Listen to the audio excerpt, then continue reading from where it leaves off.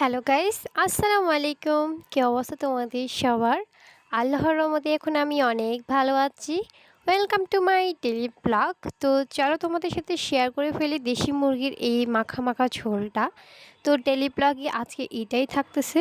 তো যাই হোক, অনেক দিন ধরেই দেখতে পাচ্ছি যে অনেকজনই হচ্ছে কমেন্ট বক্সে কমেন্ট করে, বাট কিছু লিখেও যায় না, বলেও যায় না, শুধু ইমোজি দিয়েছে।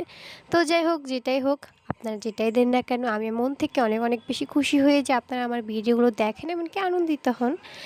তো আজকে হচ্ছে যে দেশি মুরগির ঝোলটা করব, মুরগিটা আমাদের নিজেদের ঘরেরই। আর আমার ভাইয়া চলে যাওয়ার সময় হচ্ছে আম্মু অনেকগুলোই মুরগি জবাই করে আমার ভাইয়াকে খাইয়েছিল। তো সেখান থেকে একটা দেশি মুরগির ঝোলের ভিডিওটা আমি করে রেখেছিলাম, বাট এখনও দেওয়া হয় না। তো এই জন্য হচ্ছে সেটা আমি ভাবলাম যে কয়েকদিন পর যে দেওয়া যাবে, তো এটা ভেবে ভেবে আমি আর দিলাম না। তো আজকে হচ্ছে মেনলি এটা আমি ফাইনালি এডিট করতেছি। তো দেশি মুরগির ঝোল করার জন্য মুরগিটাকে হচ্ছে আগে হাতে মাখিয়ে নিতে হবে। তো ওখানে হচ্ছে আম্মু দেশি মুরগির গোশতগুলোকে ভালোভাবে কুটি কেটে ধুয়ে রেখেছি। এরপর হচ্ছে আম্মু পেঁয়াজ বাটা, রসুন বাটা, আটা বাটা, এরপর হচ্ছে গরম মশলার মধ্যে হচ্ছে তেজপাতা, এলাচি, দারচিনি, তারপর হচ্ছে লং, গুঁড়া, ওটা নাকি গোটা মশলা, এসব কিছু দেয়। এরপর হচ্ছে আম্মু হলুদের গুঁড়া, মরিচের গুঁড়া, মশলা গুঁড়া দিয়েছে। তো এগুলো দিয়ে এগুলোকে ভালোভাবে মাখিয়ে এরপর আম্মু হচ্ছে বসিয়ে দেয়। আর দেখতে তো অনেক বেশি মজা হয়েছে। আর কিছুক্ষণ পর এটা কিন্তু জাল হয়ে যায়।